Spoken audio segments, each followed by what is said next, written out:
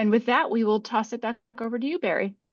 Okay, so I thought when Maggie joins us, we can all kind of introduce each other, and Ron is new to the committee, so I'm interested in hearing from him. But just to be efficient about it, why don't we go over the minutes of the last two meetings while we're waiting here?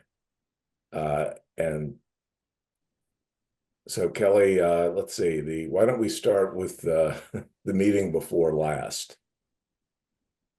Yes, so December 9th, 2024 meeting minutes. I know, Barry, you did have one edit regarding the section about the proposal to essentially have town council rescind.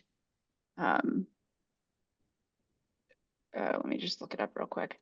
Rescind the decision, or to follow up on the decision to have some of the sort of uh, discussions regarding the wind projects. You did Yeah, make I think your change just reflected that it was a it typo, was basically, yeah, right. which means it didn't go forward. And I looked at that change, and that was fine from my perspective. Great. I had one very minor point. I had made a comment when we were talking about the food waste composting that's going on in the Falmouth schools, that it got transcribed in the minutes as if all schools create twice as much food waste as what they think is the national average is something like 30 to 35% per entity that consumes food. And the woman who was the lead for the Falmouth project said they actually think 60% of food is wasted. And they think it's partly because some of the stuff that's prepared, the kids don't want, they don't even necessarily want, if they're bringing lunch, they don't necessarily like what their family's packed, but I think we could maybe modify that to say that in Falmouth, it's higher than the 30 to 35% average, because it made it sound like I was saying all schools waste twice as much food as it's the top of page 4. Yeah, Yeah, that last sentence there. Yeah. Jane I think adds. just make it a little bit more general, or just say that yeah, the I think Jane, if we're suggesting amending the minutes, it'd be good if you had a specific wording suggestion, so we could. okay, wait a minute, then it's hard for me to look at that. I think I said 60% of food is wasted. And instead of that, say that the Falmouth program reports 60% of food waste, something like that. Yep. Can you handle that? Sorry, Yes. I'm not looking right at it, but I don't have it right in front of me. Sure. I will make that change for you right now. Okay. Doesn't sound like I'm Averages generalizing 60% of food everywhere. waste. With that change, I have a motion to approve the minutes. So moved. All right. I'll second. All in favor? Aye. Okay, that passes. I don't want to waste David and Sean's time, although I'm sure they're fascinating with the wording of our minutes. But um, uh, I was wondering whether I was expecting Maggie to join us about at the beginning of the meeting, because I think that's what she wanted to do. I was wondering if somebody, Kelly, could you email her, or do we have a phone number? I did email her after you and I spoke, just making sure she had the dial-in information. Let me see if I can track down a phone number for her. Okay. Meanwhile, David, if yeah, I understand that David has a limited time availability, and I don't know about Sean, but maybe we have suggested a couple of alternative dates in either late March or early April for a workshop at the town council, and requested President Tamish and town manager Mark Ells to do that. I haven't heard back, but I have heard from DOER are willing to make their stretch code consultant available for this meeting to talk about, really what's the difference between the stretch code and the base code. But they want to nail down the date because he's got a lot of other commitments. But I want to ask you while you're here, I think it was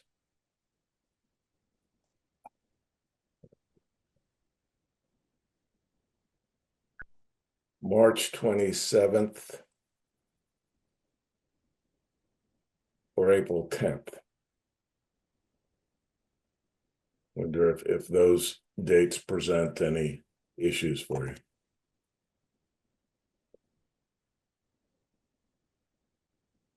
At present, speaking for myself, I think we can be there. If this is going to be a stretch code discussion, obviously the building commissioner needs to be available, and he would be primary to that. But I think we can certainly be there to support. Are you seeing this as a single issue workshop, or is this more of the stretch code would be one component of potentially trying to make another run at green communities designation Yeah, as a town?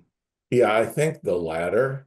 yeah, And I think we had talked is the recognition is the stretch code has been the sticking point in the past for the town council, probably the bigger issue, but I think it would be broader to encompass green communities designation more broadly, and may be able to get someone from DOER to talk about the program from the state perspective and the criteria more broadly. But David and Sean, I guess I was thinking that perhaps you could present regarding how what the town would need to do to satisfy the other four criteria, and your views about how the money from DOER, the initial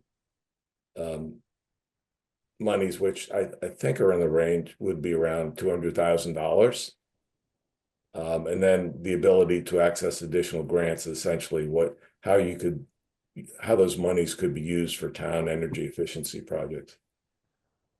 Well, I think we know that of the five criteria we have a green vehicle policy that just needs to be updated based on current EPA guidelines, whatever they will be at that point in time. Um, we know that there are certain vehicles that are exempt. Not much of that has changed, and I think that that's a relatively easy one to meet. We know one of the components was by right zoning for solar, which currently exists. Right. We have the tricky component, other than the stretch code, is going to be the energy reduction plan.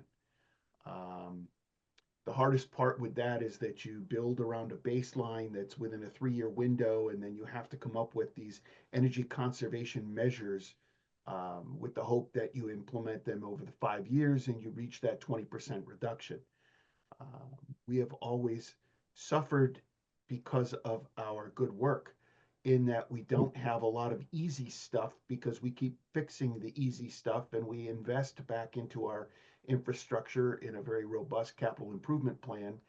That means that air handlers get replaced and windows get replaced and roofs get replaced and boilers get upgraded, and many times with the assistance of the Cape Light Compact, using incentives from National Grid or through Eversource. And I think that the challenge for us has always been, as we restrict ourselves by doing all of these good things, we actually make it harder and harder to hit that 20%.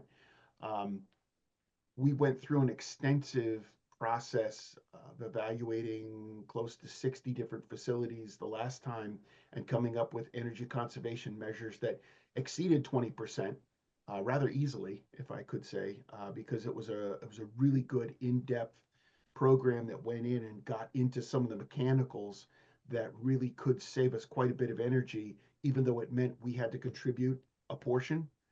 I think that with that capital improvement plan, we have the ability to do the match, to do the 15% of the project, and then be able to borrow against the energy savings. But we would need to dust all those off and unfortunately go back through that same exercise based on the current value of energy.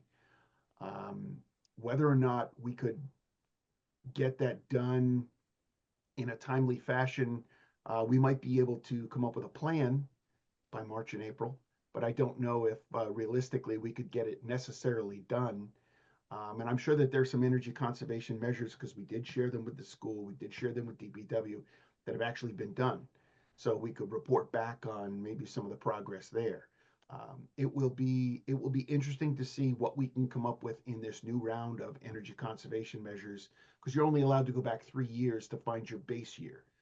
So the concept is you find a base year, you figure out your energy consumption, and then you come up with these plans to reduce that by 20%. The past couple of winters have been very mild.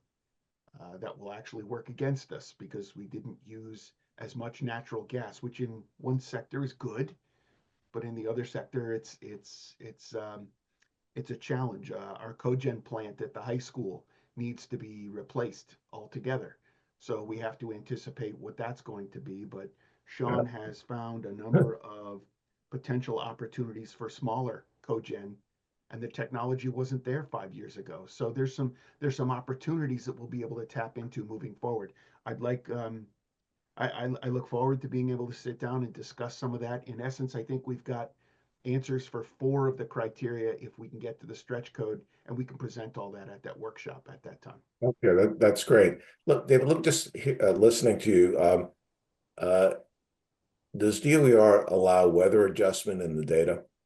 So for example, if you have a warm base year, can you adjust? I have a electric utility background, and weather adjustment is kind of a normal thing.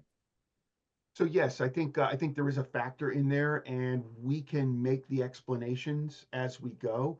Um, I think in the overall application, if we were to take a base year that was warm, so we weren't using natural gas, it might be offset by increased electricity because of earlier air conditioning at those facilities that offset them. So a lot of times what we found is these trends have a tendency to balance themselves out, but we'd have to take a look at that. And it's not going to be make or break. It's not going to kind of flush the whole thing. It's going to just make certain things a little bit of a challenge. And from what I understand, it's conservative savings so that you're likely to hit your 5-year goal. And we may be able to do some of that. Certainly, Sean, for example, with some of the electric vehicles that we've added, those get you a pretty good return and credit in your green vehicle policy, and I'm confident that we'll be able to come up with a program that works. Great. Okay, that's excellent.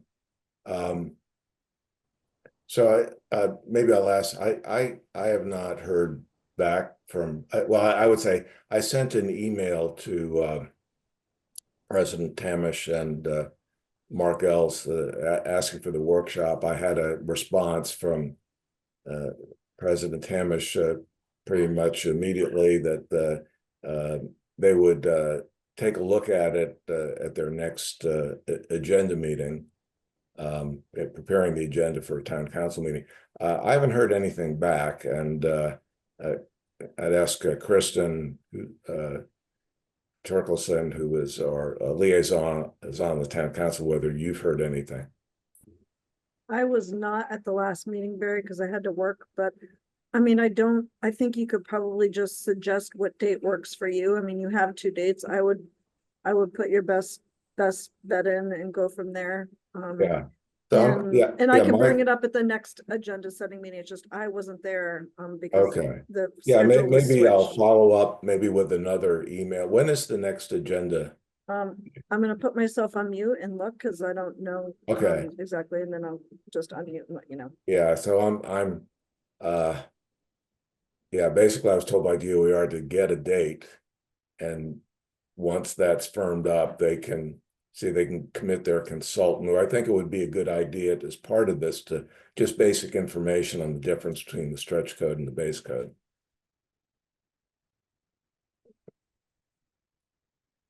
There is one on January 29th. which is in 2 days, or February 19th. So again, I think you should just pick a date. I don't, it's not, I don't think there's any meeting where it will particularly be, again, as we get into budget season, it's gonna be Okay. harder. So I would just pick one and then, and again, I can just let Craig Okay. know. I mean, you can Well, email we as have, well, but we have two dates that I've already asked for. I'll just ask for one as the primary date. And, if there, and one as a secondary date. And once we have that, we can go, there's plenty of, there like basically 2 months plus to prepare for a meeting. yeah, So I would give him one date. one That way day. you, yeah, because the thing is that he might be wishy-washy if you just say, listen, we're planning on this day. Okay. And if for some reason, when I go on Wednesday, it can't work, I'll let you know, but I think if you just pick the date and go from there. Oh, And then that okay. way, they don't have to keep going back and forth, they can just. get Okay, you so on the maybe schedule. I'll ask for April 10th. That's the Okay. latter date, and that will just make sure there's enough time that everyone has. Perfect. So okay. I'll follow up on Wednesday when I'm there too. You'll send the All right, email and then okay, include all right. CC me and we'll go from there. Okay. All right. Have you Kelly, have you heard from Maggie at all? Or? Yeah, she said unfortunately she's stuck in a meeting that won't end likely before 6:30, so she would like to reschedule. Okay.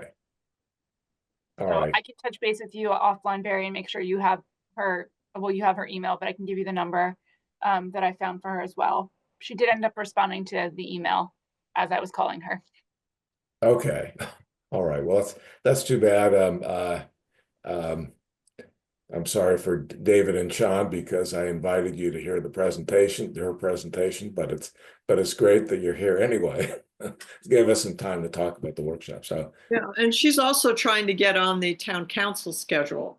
So, Actually, we have that penciled in, Jane. Oh, It's good. great that you brought that up. It's looking like February 6th. Perfect. We had talked with town council leadership through Andy Clyburn. Um, Great. and really what it is to remind people that we are members of Cape Light Compact, who we are and kind of what we do. I think there was some emphasis to be on low income programs and access to affordable energy. Right. There was going to be some discussion on the new solar loan program that the Cape Light Compact just got access to. And they were going to talk about energy prices in general as we're in a good spot with our contracts. So I think that is pretty much 95% for an update, probably under boards and commissions early on in the meeting. Maggie will do most of the heavy lifting there. I plan on being there for February 6th anyway, so I'll be there as the rep for the town of Barnstable. That's great. Thanks. okay, just while you're here, have you heard whether the plan has been approved by the Department of Public Utilities, the 3-year plan, or is that still pending?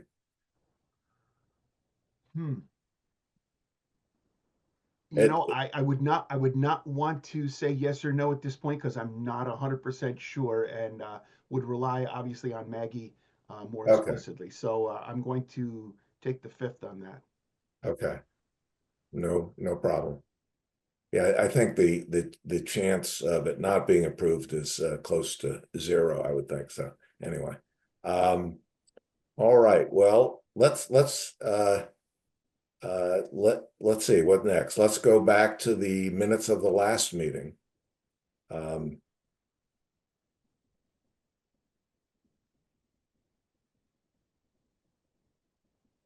We'll do that. Now, I'm skipping around. I know we're not going according to the plan here, but so the minutes of our last meeting, which was 2 weeks ago, I read them. I didn't have it.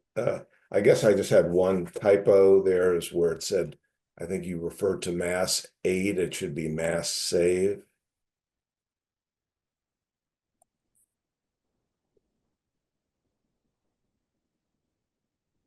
Yep, I see that. I will make that change. Yeah.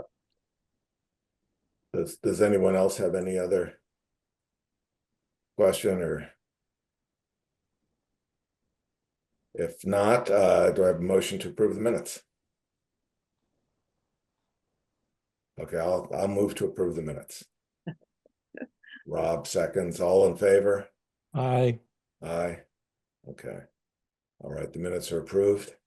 Um,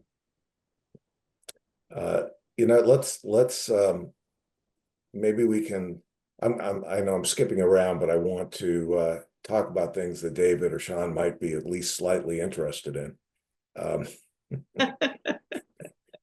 So Here to be helpful, so whatever you like. so in terms of planning for the workshop, I've done some things. I reached out to Bob Riley, who is he's with Habitat for Humanity, and I guess they build according to the stretch code and probably beyond that. And I've had several people suggested he would be a good person to talk to, and I did that. He recommended the HERS rater that he uses a lot, and basically explaining that they try to produce highly efficient all-electric houses that are very cost effective. And there's since the HERS rating system is performance based, it's basically a result.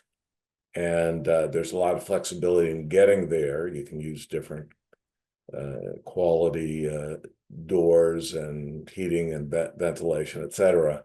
And and basically relies a lot on the HERS rater that he commonly uses. So I've been trying to get in touch with him. His name is Chris Mazzola. But I thought for the workshop to have someone who's actually, working, has a practical experience with this, either, HERS rater or builder, who's willing to speak publicly. And I've talked to a number of people and I've gotten a lot of good information. Some people aren't thrilled to speak publicly about it, though. That someone who'll do that would be effective. Jane? Yeah, I was just going to maybe ask Sean, what do you think about having us include your counterpart in Falmouth, who was really hired mostly to manage their green community program? Do you think that either having her speak or having you give a summary of what she shares with you? I was impressed that she's pretty busy with opportunities that the green community has opened to Falmouth, and that I forget what she thought her return on investment for her hiring was, but it's also a reflection on all the benefits that the green community status can bring to the town. You think that she would be willing to do that, or what are your thoughts of that suggestion? Stephanie's great, and I'm sure she'd be willing to. I'm just reluctant to volunteer her for more work. Well, no, but we could. I mean, we could ask her. I basically ask her to Good news, Stephanie.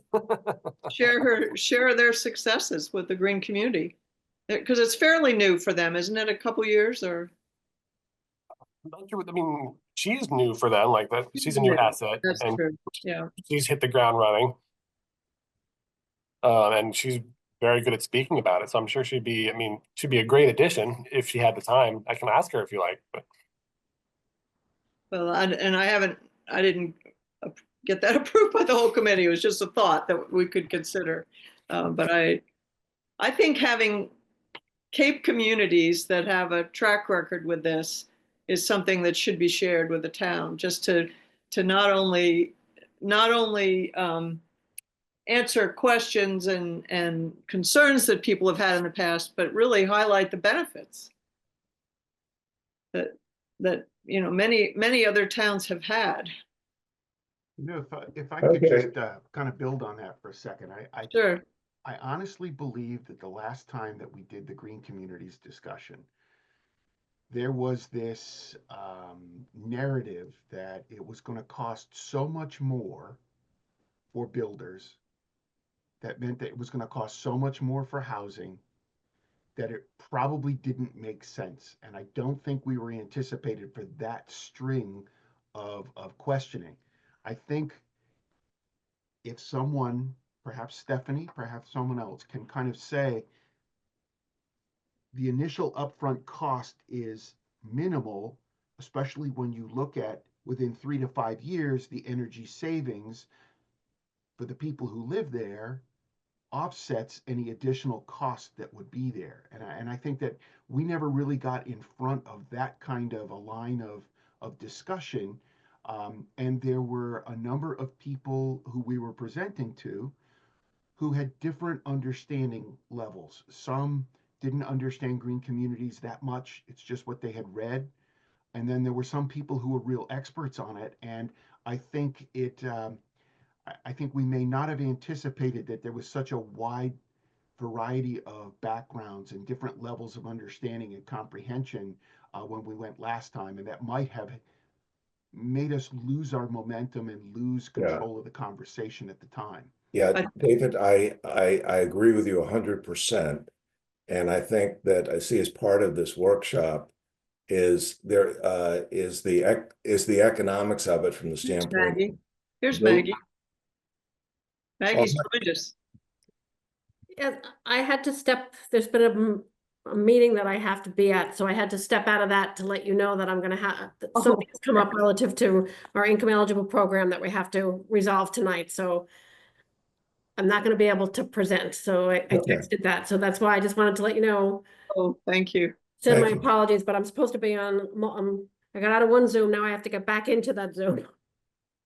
Okay, well, thank you. Maybe Maggie, I can follow up with you and talk about some alternative date. Yeah, that would be great, Barry. Again, I'm so sorry. This is just something that's come up relative to the DP Okay. that we need to resolve. That's okay. We Totally. heard you're on for the 6th with the town council, so that's good Yep. too. Yes. So, okay, all right, so sorry. Okay, Okay. thank you. Yeah, Thanks, Maggie. good luck with your other meeting. Oh, thanks. Okay. So, yeah, going back to David, so I totally agree with you, and I think the comparison has changed too from the last time for new construction. The focus is on heat pumps. That's what the Cape Light Compact is giving rebates for, and the DOER analysis, when you include all of that, shows that the upfront costs are actually less than say using gas with the base code. So there are a lot of things that have changed. Another thing that's changed, it's dealing with large additions that the prior stretch code did not deal with before. But DOER got a lot of feedback, I would say, from the home builder community and others, architects who work in the area, and I think they've addressed that in these revised rules that they finalize, and it's subject to the review by the legislature. So I think those are the things, and I think we want to deal with it from a very practical perspective, and expect that Brian Florence, the building inspector, would be part of this workshop as well. There were some also concerns about the what it's like having a HERS rater in the mix that you have for the stretch code. And I think, with really years of experience in that, it's kind of well accepted, and it's interesting that the the DOER made changes to the passive building code, having to do with some of the practicalities of testing and where it doesn't meet 100% of what was the planned, and there's basically some wiggle room there. But they didn't do it for the HERS code because and really from what I've talked to people, it just hasn't been an issue. But to your point, I think we expect those issues to be addressed, and do want to get ahead of it. So now we're going, let's see, totally backwards. Let's go back to maybe introducing ourselves, and And Ron, you're newly on the committee. Ron Ruggiero, if you could, you are probably, from what I've heard about you, the hardest working person on Cape Cod. I don't know about that, but I appreciate that. Nice to Maybe meet you could tell everyone. us a bit Yeah. about yourself and your interest in joining the committee. Absolutely. So I've been in public safety for 18 years, on the Cape for 9 in the town of Harwich. I've lived in Barnstable for 6 years. I have 2 businesses as well, in catering and real estate. And I'm very community oriented. In the town of Harwich, community policing was very big for me. And where I worked before too, just getting to know, the people that you serve, the people that you work for, essentially, business owners, residents. So I wanted to give back to my community where I've lived for the past 6 years now, and this seemed like a good way to get involved. Well, good. Well, we're glad to have you. Thank you. And we were looking to have some new blood and Sure. young blood on this committee. So I don't know about young. 10 years ago, I felt young, and now every year that goes by, I feel a little older, but it's all relative. So. absolutely. So let's maybe we can introduce each other. And David and Sean, I know you may have other things. I just want to say, feel free to leave at any time. Let's see. Chris, would you like to introduce yourself to Ron very briefly? Yeah, Ron, nice to meet you, and nice to have you on the board. I am a climate scientist at Woods Hole Group, so I intended to join this board to kind of use the climate lens in some of our planning. Like you, I was I was a first responder. I was a firefighter for 4 years in college, and still am passionate about that as well. So it's great to have you. Great to have you here. Thank you. Nice to meet you. Jane? Yeah, hi, welcome, Ron. I had a career in the Air Force, 26 years as a physician, ophthalmologist, and flight surgeon and educator. And since retiring from the Air Force quite a few years ago now, I've gotten more involved in public health and wellness and prevention, but specifically with the health in the built environment. So I have a LEED Green Associate certification. I've been interested in how the built environment can impact our health. Both buildings and communities are more of the urban planning. So I'm involved with, besides the infrastructure committee, also involved with some of what the commission does with complete streets and Vision Zero, just stakeholder listening sessions right now. Awesome. Very nice to meet you. Great. Thank you. Rob Wilson. Yeah, hi. Rob Wilson.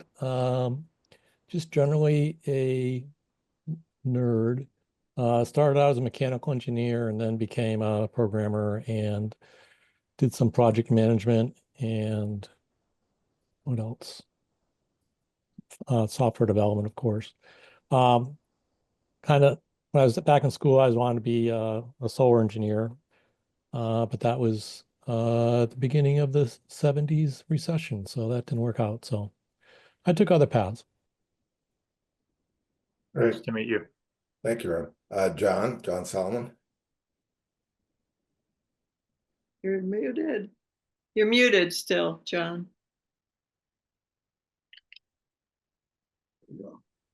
Okay, so nice to meet you, Ron. I'm Nice to John. meet you, John. I've been on the committee for, I guess, about 3 years now. Lived on the Cape full-time since about 2019. Before that, I worked as an in-house attorney for General Electric for most of my career, retired from that in about 2018. Originally, my first interest in joining the committee was really the building code and the green communities, and that's been an interest ever since. But particularly since I've been on the committee, I've been working on recycling and food waste and composting. Very nice. Nice to meet you. Right. Ron, I'll tell you a little bit about myself. my first job out of college, I worked on one of the early studies on climate change for the National Science Foundation for a consulting firm I worked for. And I got sort of the bug about energy. I ended up going into the field. Starting as a lawyer, I went to law school. I've worked for government. I've worked for electric utilities. I worked for a power plant developer. I worked for a power marketing firm, and then I started my own consulting practice, mostly in renewable energy and large-scale procurements, competitive bidding for long-term contracts that allowed developers to finance their power plants. So I've been full-time in the Cape for a couple of years. I've been on this committee for 2 years. I've been chair for a year. So that's my background. Kristen, you'd like to introduce yourself? Hi, Ron. I know we've Hey, met Christian. before through the Yes. appointments, and as you know, I own a PT business. And I'm town councilor for precinct 2, which I believe is your precinct, if I'm not right, if I'm not mistaken. And I'm the liaison to this committee. Nice to see you again. Great, thank you, Kristen. David, you want to? Sure. David Anthony, Director of Asset Management. I've been with the town for 26 years. Prior to that, I spent 10 years at the home office of Hartford Insurance. There are 4 things that asset management does. It's licensing, property management, risk management, meaning all of our insurance claims, and then energy oversight. And for the longest time, it was just me under the procurement hat. So we consolidated all the electricity accounts for school, airport, and everything into the Cape Light Compact program, which has been very beneficial to us. We consolidated all the natural gas accounts. There's close to 70 of them throughout the town for just municipal operations. Back in 2005, 2006, 2007, we started to get involved in cogen at the high school. We got involved in solar on the roof and on ground-mounted solar through CVEC.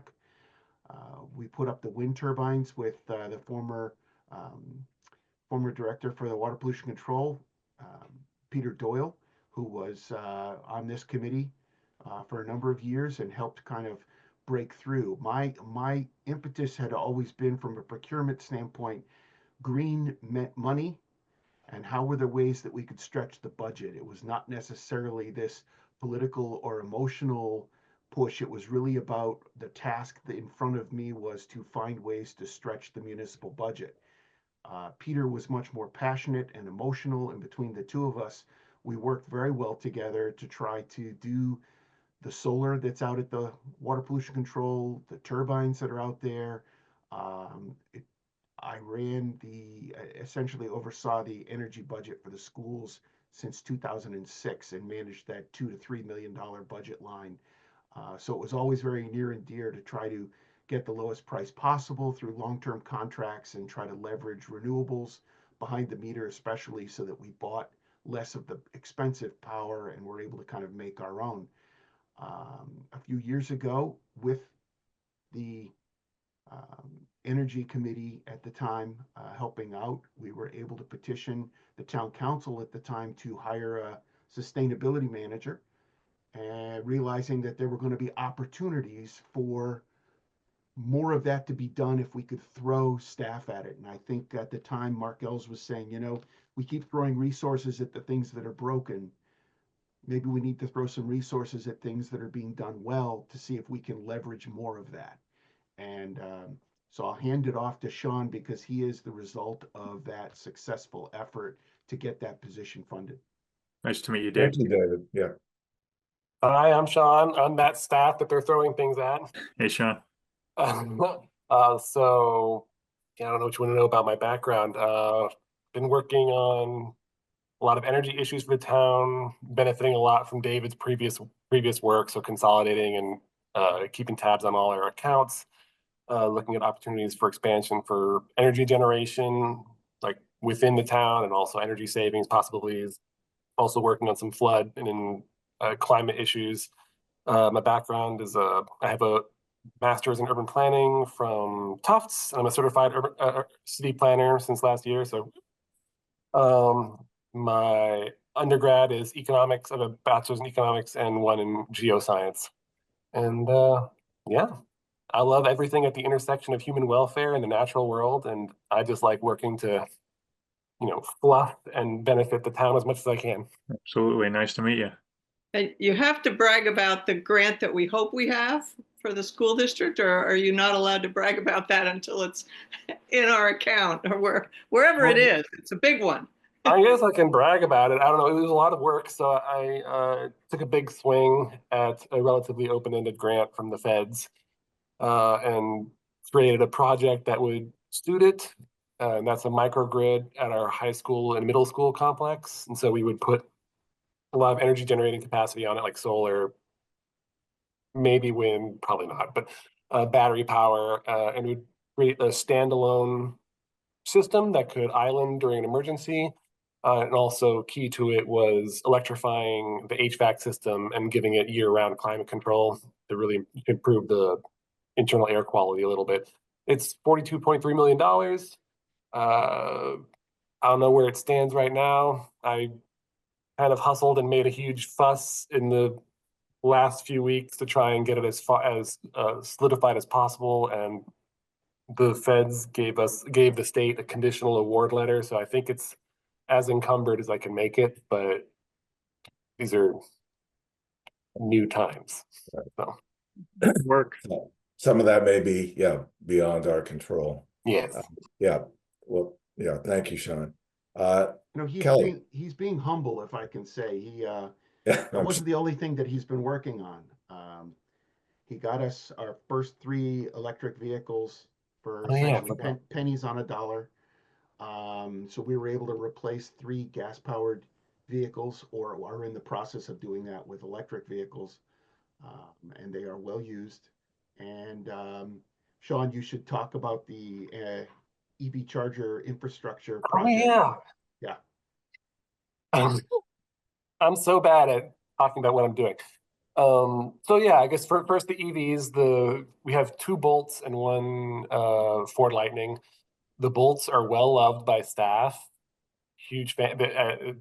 People take them everywhere, and they're really easy to maintain and to fuel. So love those. For the EV charging infrastructure, we have about the $1.5 million project thereabouts.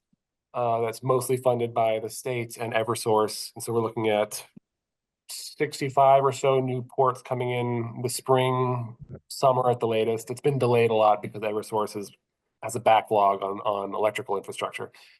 Yeah, and that will be going in multiple sites around Hyannis, the high school, middle school, the youth center, town hall, the airport, and a few sites along North Street. Are these level 2 chargers? Yeah, the level 2s. I tried for the level 3s, but Eversource ran out of money. So Okay. I got a little greedy. Oh, that's great. That's tremendous.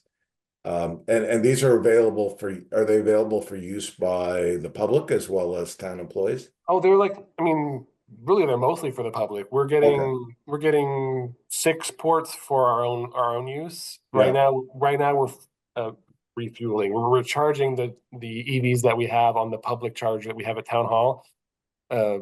Every Sunday or every other Sunday, I come in and plug them in overnight and then put them back into the stable, which is awkward. I'm looking forward to not having to do that and having chargers that are dedicated exclusively for their use. That's gonna be great. Love that. So that'll be for the town use. The 65 will be for the public. The brand that I chose was Loop. Okay. Not many people have heard of them, but they had a decent pricing model from the town's perspective. A lot of these other companies have what I think are ridiculous subscription costs. And so if we've gone with like one of the more traditional ones, we'd be looking at thousands of dollars a year just to maintain the software. Yeah, we could go that route, but I thought it might be a liability that we didn't want. With Loop, they just take a cut from the charge. And they use Okay. that to support the software element of it. And since we're not doing this to make money, we're just doing this to recoup, it felt like a Okay. reasonable arrangement to me. Well, as an EV owner, I may look into this further. Yeah. All right. Thank you. Mhm. Kelly, would you Hi, like to? thanks. Yes, so I am the staff support for the Infrastructure and Energy Committee, which essentially means you hear from me before meetings. I send out the agenda after going through approvals with Barry, the meeting minutes, which we discuss. I also sort of facilitate the recording of the meetings and then working with the town communications team to make sure everything gets updated to the website. We have our own committee page on the town website. If you go under you can find our information on the town meeting calendar and the formal meeting agenda page, but also our own Infrastructure and Energy Committee page as well. In addition, my full-time job is the communications manager for the Department of Public Works. So it's sort of a natural fit to have me as a staff liaison here because, you know, what better person to hear about all of the things you guys are discussing in terms of infrastructure and green energy. Obviously, our biggest project in town right now is the comprehensive wastewater management plan, which is primarily focused on traditional sewer installation. So a lot of my job is communicating that project. And then Ron, I doubt you met him, you may have in passing, but Christopher Gadd is our communications assistant here at DPW. Okay. We hired him just before I left to go out on maternity leave. Yeah. To help support me, not just on leave, but most importantly, as we move forward. So Chris was filling in as the staff liaison here. You'll probably hear him referenced from time to time, and you'll certainly hear from him throughout various modes of public outreach and communication. So that's sort of me in a nutshell, and it's great to be back and really be immersed in the committee again. Very nice to meet you. Welcome back. Thank you. Thank you, Kelly. And I just want to sort of follow up on something that David mentioned. So Peter Doyle, I think, was the manager of the wastewater treatment plant in town for many years. You know, he's very involved with David in a number of projects to sort of green that operation as well. He retired and then he joined this committee. He was chair of the committee, and I guess when I became chair, he became the vice chair, and he passed away from ALS a number of months ago. So he's sort of the spiritual leader, or he was the spiritual leader, the way I looked at it, of this committee. So you know, he was someone who very much wanted for the town to become part of the Green Communities program. So just wanted to let you know that's kind of another thing that's important to a number of us. Yeah. Absolutely. Yeah. Sorry for your losses. No, thank you. Yeah, in fact, one of his mottos, David, you probably remember this, is he wanted to save the world. You know, he wanted to get us back on track and save the world. I think he mentioned that at his retirement talk. Yeah. So anyway, there we are, and in some way, I think you have his seat. So Do the best that I can. Okay. I just want to, I'm sort of jumping around here. This is like an example of how not to run a meeting, but I'd like to finish up the conversation of the planned stretch code workshop. I see another couple of components to this, having a discussion about how this fits in from a climate change perspective. You know, the town has declared a climate emergency. We have state laws that mandate decarbonization over a period of years. The stretch code and the Cape Light Compact programs are really kind of part of that, or at least they've been designed to help foster that. And So I think we have Chris, who's a climate scientist, who can talk about a little bit about where we are with respect to climate change and the science, and where we're heading and the effects of mitigating it, what consequences there could be, both positive and negative. So, you know, and assuming we get the go-ahead to do the workshop on, you know, we can work with the staff, and that's something I think we could offer. And in addition to that,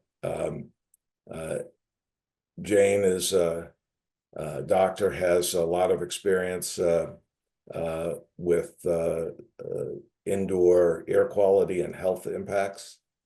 And I think the stretch code, which really is pushing people towards electrification and away from gas. It doesn't require it, but it's really part of the process, including the mass save rebates, which are now very much focused on heat pumps and electrification, to talk about the health impacts of that. So I think Jane has agreed to do that, and Chris, and of course, I think the workshop will end up being run by the staff and maybe with our input or assistance, but that's something that I think we can offer because of the expertise we have, the people on our committee. So Barry, I'm gonna have to duck out. I have a 6 o'clock commitment. I want to thank you for the invitation, and by all means, feel free to invite whenever, and we'll see how either Sean or I can be here to support your committee. great, thank you so much. Awesome. Thank you. Good night. Thank you. Yep. Thanks, Dave. Yep.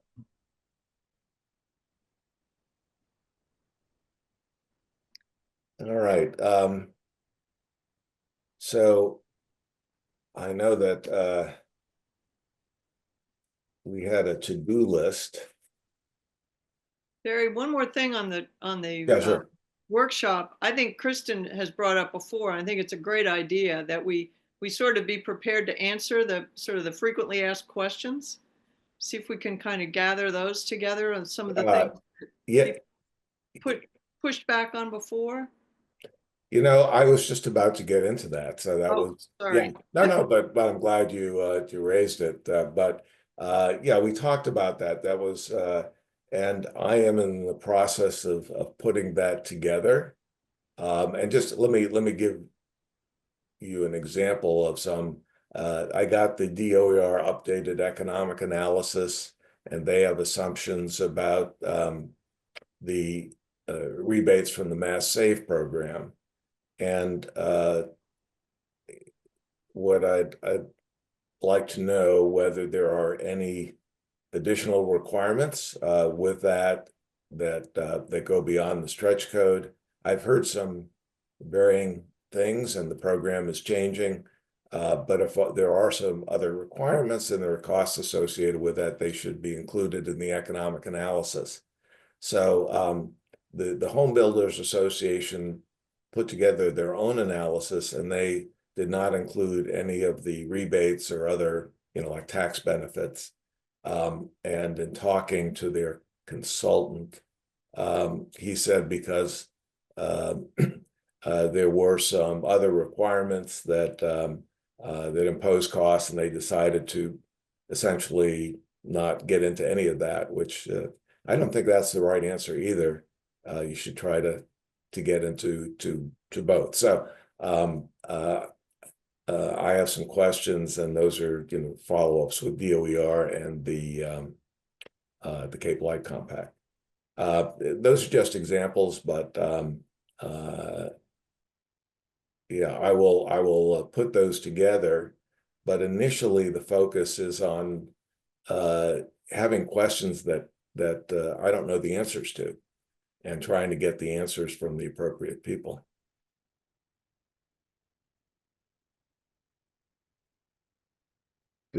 Jane, does that address that? Yeah, I think so. And even reviewing the meeting from 2.5 years ago or whenever it was, and seeing what sorts of things, I mean, as David mentioned, some of the issues that were pushed back on have really changed, the whole. Right. And so that's one thing. I think Cape Light Compact, if I'm not mistaken, has a pretty good frequently asked questions section on their website where they're talking about some of the new accessibility opportunities for lower income people. It's Right. here to apply now, and that's related, because some of those incentives are part of what can be used building to the stretch code. Right, and I think the DO. So, anyways, I'll follow up on that. While I don't know a lot about building codes and building, I'm pretty comfortable with economic analysis since I've done that for a good part of my career. So, I will do that. Can I ask just a general question of what Sure.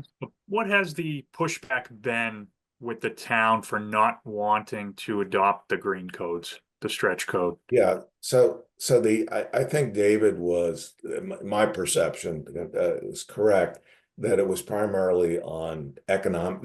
I guess there were two parts. Well, the first part is economic, Mhm. and the going back 3 years ago, where heat pumps were not as widely accepted. Sure. There were a number of issues of whether they work well in a cold climate. And Cape Light Compact was not pushing it as much. They still had rebates for high efficiency gas furnaces. So it is correct then and now that if you have stricter standards and you're using gas, there will be a higher upfront cost. Now, the DOER analysis then and now says, well, but you'll have reduced operating costs and that will make up for it. But that was not appealing to a number of folks. So that and what's different now is the push is for heat pumps. And just talk residential. If you're talking about relatively small, like 2,000 square foot homes, you can just put in ductless systems. You save a lot on not having the ducts. Heat pumps work for heating and cooling.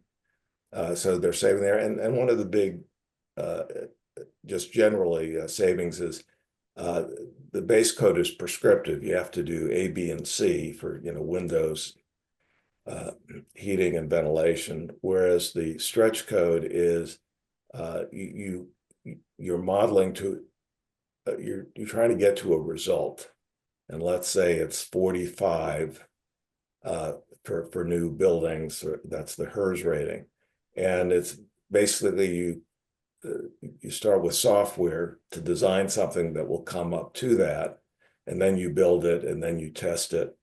And in doing that, there's a lot of flexibility.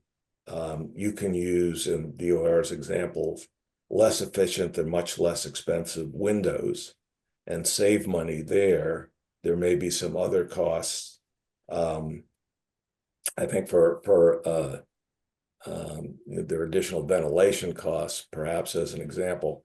But with that flexibility, you're able to get a result that actually is more cost effective. So it's a different comparison. On the other side, large additions are subject to the stretch code. They were not then, so that's something new. Is it over 50%? If you renovate over 50% or put any addition over a certain square footage? Yeah, it's 1,000 square feet, but it doesn't include finishing attics or basements. Right. And this is one, as an example, this is one thing that DOR clarified. And this actually hit home to me because I remodeled my house and finished the basement and added a room. If you added the square footage of both, it would have been over 1,000 square feet. But DOR stated that the attic and the basement space doesn't count for that 1,000 square feet. And they also made the rules more lenient. There's more flexibility. So there's Right.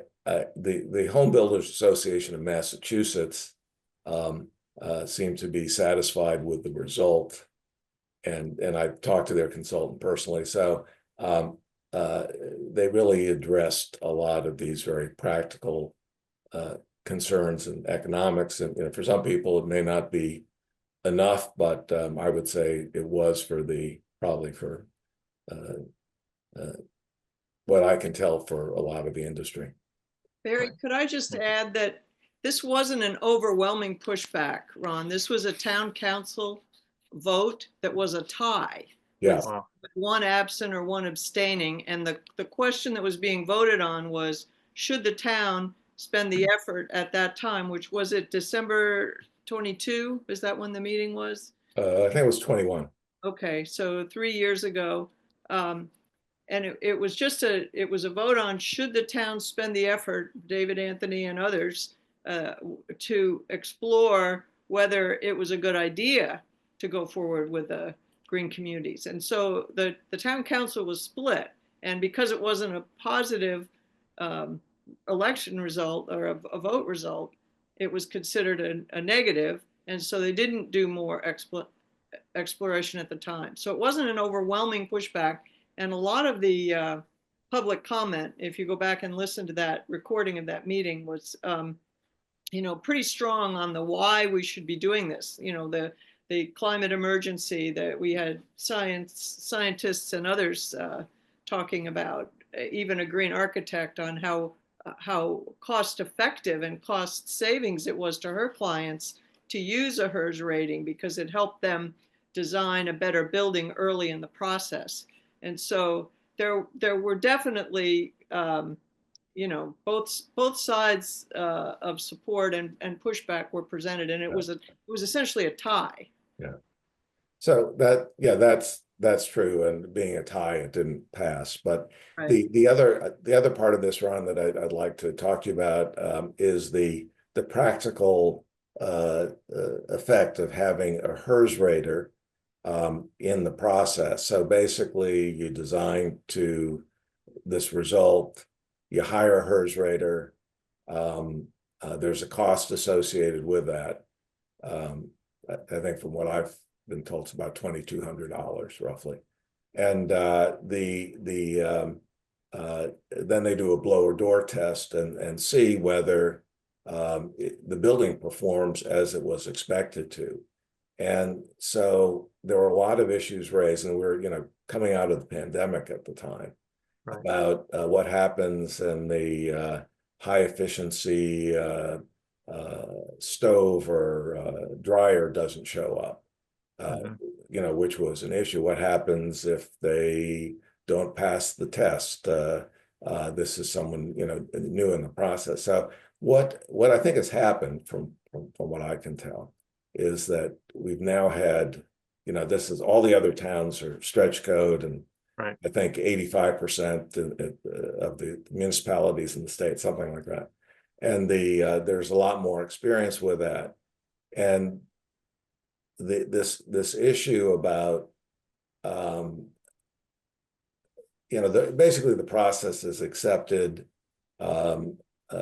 There hasn't been much experience or problems with not passing the test because of the flexibility that you can do other things.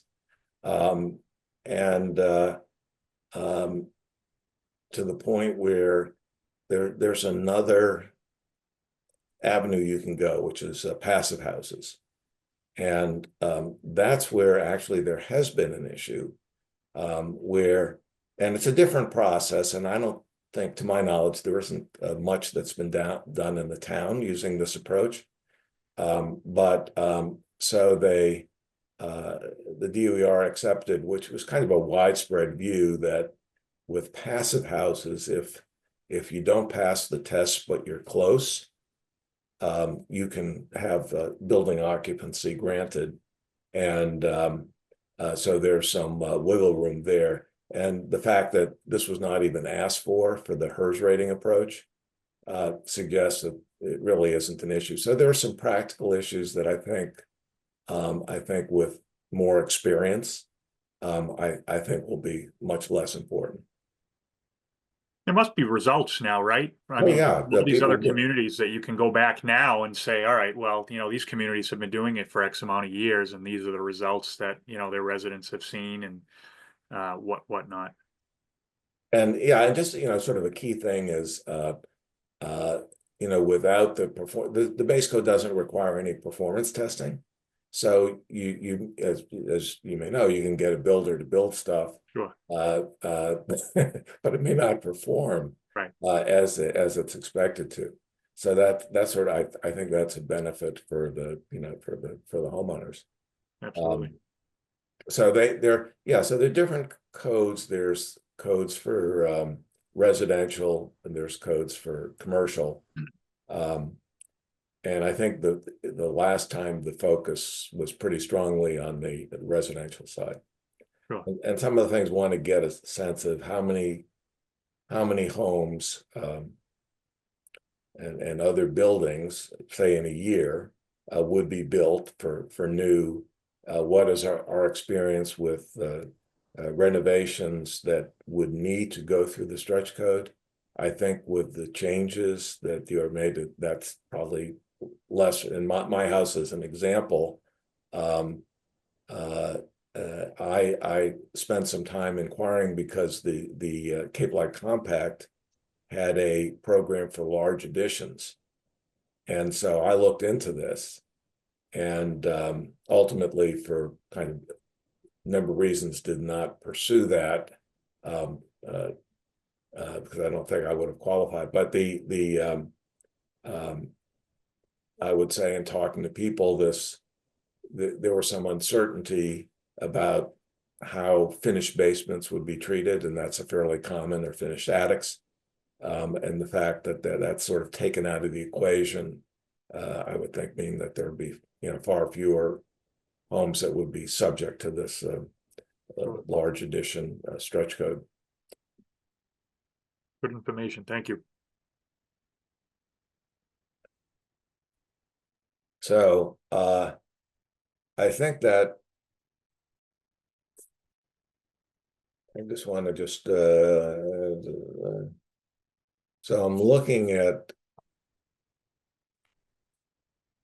the things to do for stretch code that I had for myself, and I think I did all of it. I've had with Brian Florence, who's the building inspector, I sent him an email about sort of the plans for a workshop. I put a call into him.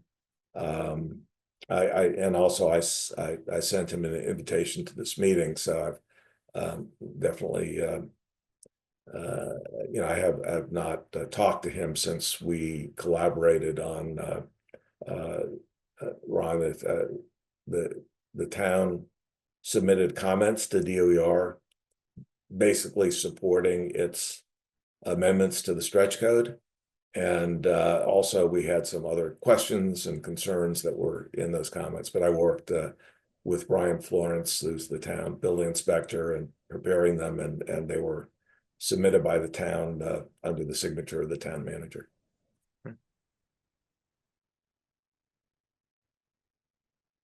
So does anyone else have anything on green communities? If not, we can, well, God, we're an hour and 13 minutes into this meeting, so I want to get into other topics.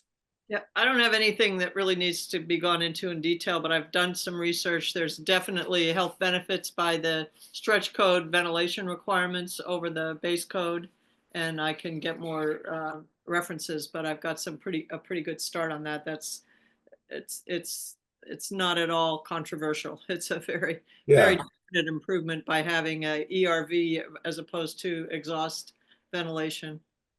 Yeah, and my brief conversation with Judith Holt, who's been involved in this with the town of Sandwich, said that just pushing people going electric versus gas itself, yes, would have significant health benefits. Then, yeah. Does anyone need anything from me? No, thank you so much for joining us. Oh, Thanks my for pleasure. coming. Thanks for your good work, Sean. Yeah, exactly. Hey, Barry. Yep. I don't know where I got this, but I got this notification that DPU is having a meeting on February 5th, the virtual meeting about some changing to their something to do with electrical vehicle funding program, Is this DOER, the Department of Public Utilities? DPU. The DPU, okay. Yeah, it's from NSTAR, doing business as Eversource, but I don't understand a lot of it. But so I don't know, I'm not sure exactly whether it's a good thing or a bad thing. It does say there's going to be a couple of cents increase into the monthly bill. Yeah, I think I saw a summary of that, and I can't say that it strongly registered. Well, I'm sure people in the know understand what it's saying, but not me. So it's coming up if anybody's Okay, interested. all right. Well, if people are interested can follow that. If you want, you can circulate that notice to the committee, so people who are interested can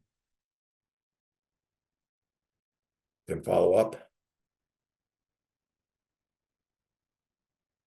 Okay. Thank you. Well, let's move on to food waste. So John Solomon is sort of leading the charge on food waste. That's another thing that our committee has been following. And John, I'll hand it over to you. Okay, I guess I had two tasks coming out of the last meeting. The first one was to write up what we were calling messaging points for our communication plan. And I've done that. I circulated it. I sent it to you, Barry, but I don't know that we've sent it to the rest of the group. Maybe we should. Maybe we should do that. Yeah, and I don't know. Yeah. Just in terms of the process here, and we have a public communications expert here, with Kelly, and I wonder whether, Kelly, you want to take a pass and then circulate it? Just kind of, I did look at, and substantively what you did, John, was good, but I think maybe for different applications, maybe for a sign, maybe something for online, what it would look like. And then Kelly could circulate that. That's a suggestion, John. Sure, that sounds great. And again, what I was trying to do was just set out the content of the basic message, and then Right. that we can use that either to develop a sign or a video or other social media things. So okay, well, good. So we're moving forward with that, and then the other thing was to do survey questions. And I circulated that, and the feedback I got from Barry and Kelly was that we should probably make it shorter. So I chopped that down, and then just a couple hours ago sent that back. I sent it again back just to Barry and Kelly. So I don't know if Well, I would say the same thing for that, is to have Kelly take a crack at it and circulate it, and we can go from there.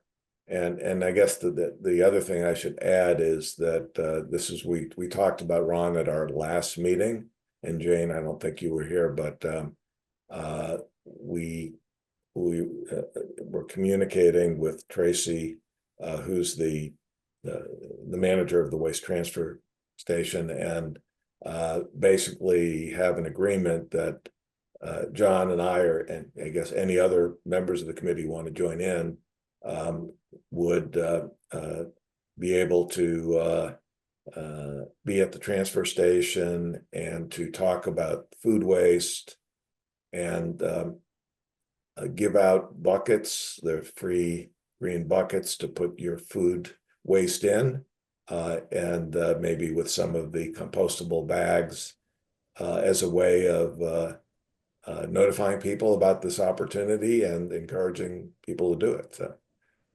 So, I don't think that people realize how much, I know Jane brought it up earlier in the meeting, how much food waste that there is. I saw a restaurant magazine that I get regularly, and it's around 50%. And Yeah. I was shocked by that. And, me as a caterer, if I had 50% waste, I'm losing a ton of money.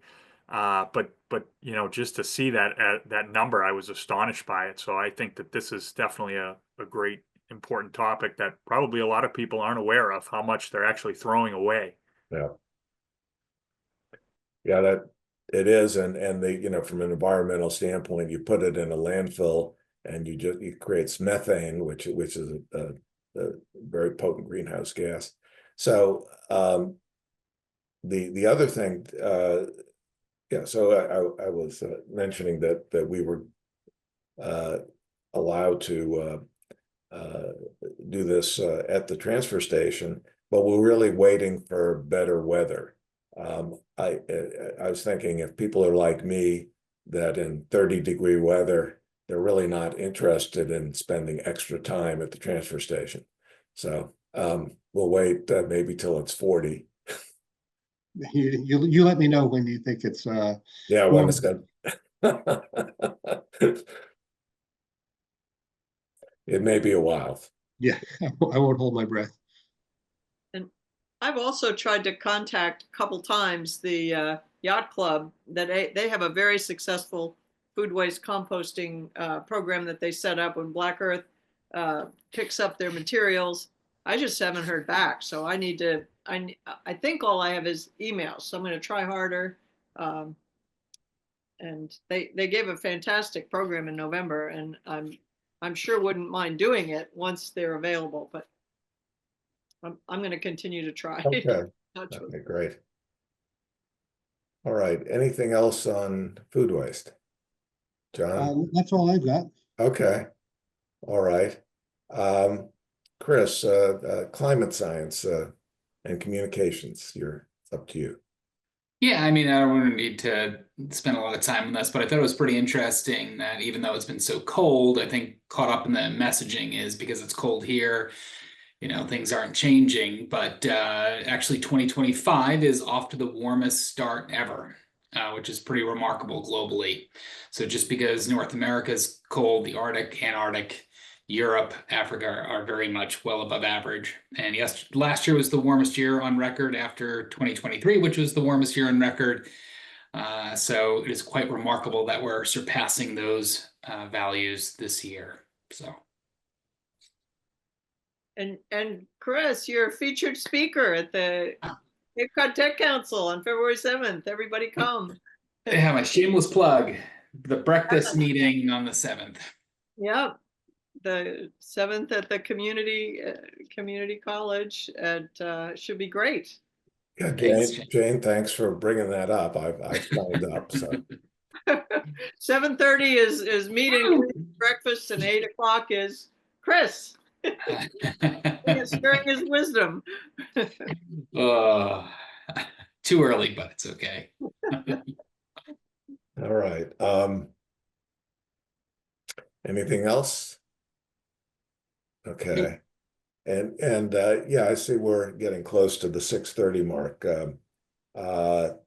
So we have here on the agenda air quality monitoring, and one question I had for Jane is whether we want to keep having that on the agenda, or is that, I know that was dealing with the school. Well, and honestly, I haven't had an update. I do know that the school got the monitors in December, and my contact is getting ready for an enormous national meeting, the ASHRAE meeting, which is the American Society of Heating, Refrigerating, Air Conditioning people, and that they set the standards for all air quality. She's a major part of the program. So I haven't heard back from her if she's gotten results from the school, but they've had the monitors for about 5 or 6 weeks now. And I just don't know what the feedback is on that. Okay. So We don't have to keep it as a standing item. I could bring it back up if there's something new. okay. Why don't we take that off the agenda as a standing item? And let me just say to Ron, who is new here. So we've gotten involved on issues that people think are important and are willing to devote some time doing, as you can see, and like John has taken the lead on food waste and Chris on climate science and communication, and I guess by default I've done that on green communities, and Jane will, on things that are health related. So if I'm not, no pressure here, but if there's something that you're really interested in within the scope of the committee, feel free to bring it up. And we've generally taken a pretty positive approach to people who really are motivated to focus on certain issues, and have the committee support that. Yeah, I have thought about it a little bit. I said, how can I contribute to this group? My background before 18 years ago in public safety was in electrical. Most of my family's in electrical. My father-in-law is the retired chief of wastewater sector for Barnstable County. So touching base and stuff like that. But I think, one thing that I see a lot of people kind of complaining about in the community throughout the Cape is internet. And as far as infrastructure kind of falls, the Cape is very limited as to our options when it comes to internet. I would love to see, the Open Cape kind of expand a little bit, and I don't know what that takes. This is just me kind of brainstorming here, but I feel like that's maybe an issue at large. As far as infrastructure goes, maybe expanding a little bit of opportunities. Ron, let me bring up the Cape Cod Tech Council is completely, and that's almost their number one issue right now on their infrastructure committee. And I'd be happy to invite you to, I think it's the third Wednesday of the month. Okay. Listen to where we are on that. I sit in, and so does Maggie Downey. We're part of the Cape Cod Tech Council Infrastructure Committee. They're working with the Cape Cod Commission. They're working with, is it Open Cape? There a bunch of, I sort of listen part way, but I'm not as invested or as smart about that. But that's there's a lot of collaboration going on right now that they're spending a lot of time on. The commission is spending time on, and they're making some headway. Just a suggestion, Jane, if maybe you and Ron, if maybe can sort of touch base offline. Sure, yeah. Yeah. Glad to help. Glad to help you meet those people and have you sit in on one of those meetings. That'd be great. Thank you. Yep. Okay. So let's see, new business, additional updates from the committee chair. And I also noticed it's 6:27, so I don't have any. And I would ask whether anybody else does. I just would throw out, I think it would be cool if we could meet in the DPW conference room every now and then. Kelly, that smart display board is amazing. And I think it would be helpful to have a face-to-face meeting periodically. Twice a year, maybe quarterly, something like that. I think that's an excellent idea. But let me just ask other people whether their views on that. Just my own experience, I've been a member of a nonprofit board for years. We went through the pandemic. All of our meetings were remote. We missed having in-person meetings. So I think we now have 2 in-person meetings a year, and the rest are remote. That seems to work. But want to see what I would suggest, keeping the bulk of the meetings remote. Yes. And because it's easier from schedules, but I totally agree with Jane that it's a good idea to have some in-person meetings. So I just want to get other people's feedback on that. Just from my point of view, it would be fine to do that here. I mean, there's generally no one here. There's a couple of us here because we all have competing meetings tonight, but we're all in our own offices. So the conference room is widely open. I would just need to talk with the town communications team because now that we're recording our meetings, I don't know if it's a requirement to always record moving forward. If so, I just need to figure out how they could record here. Okay, And and maybe that's as simple as having us like on Zoom and recording. I don't know. I just have to talk with them. I don't know if it's a I, requirement that now that we're recording that we always record. If yeah, so, I just need to coordinate that with them. yeah, and maybe to modify what Jane has suggested, if we could we do hybrid meetings? I know some of the town committees have hybrid meetings. They're in person, but you can also join remotely. Yeah, so to do hybrid meetings, that actually has to get approved. I think it's either through town council or through the town manager's office. This just happened with the CWMP ad hoc committee. It may be through the town manager's office. And to have a formal hybrid meeting, we would have to film that. We would have to host that in somewhere like the selectmen's conference room or the hearing room at town hall, because those are the only two meeting spaces currently that the town communications team can film and host hybrid meetings. It was actually a pretty lengthy process to get the hybrid meeting approved for the CWMP ad hoc committee. It took quite a while. Chris made that request when I was still on maternity leave and it just got approved. So if that's something you all want to pursue, I would say make sure that that's something that you want to be doing like all the time, because it is a bit of a process to get that. Okay. So let me get what person's views are on this, and then I can follow up with you, Kelly, on sort of the details. So let me, John, do you have a view on this? I think it'd be a great idea to get together in person every now and then, quarterly or even twice a year would be good. Yeah. Okay. Rob? Same.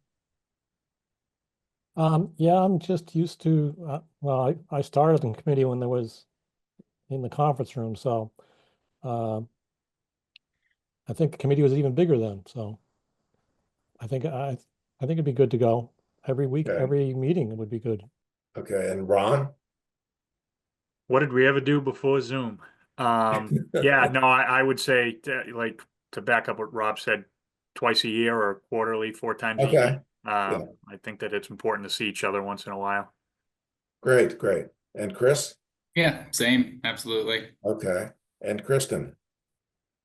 I think the only thing you need to consider is the video aspect, and I don't know that there is video at the DPW department, so you would have a meeting that isn't videoed, so, and if not, you need to go to the selectmen's conference room, which means you might need to shift your meeting not to a Monday at 5 o'clock, because you would need to have staff support to be able to do that meeting. So I think that's the only sticking point from my end, is I'd like to see these meetings continue to be recorded for the public record.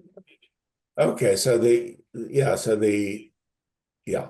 so I'll tell you, there's some issues there, and let me just say I'll follow up with Kelly, and we'll talk about, see what the options are. And so the agenda for the next meeting, why don't we say that we'll keep sort of the same format if we can get Maggie down. I'll be in touch with her to see her availability. And I have their assigned tasks. I think we've went through what were the assigned tasks before, if I got it correctly.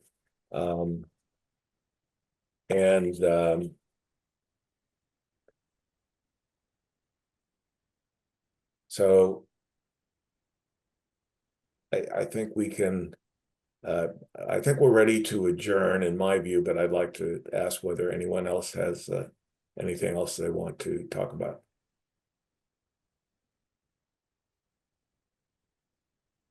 Okay, I'll entertain a motion to adjourn. Second. Okay, Chris. Second. All in favor? Aye. All right, we're adjourned. Thank you.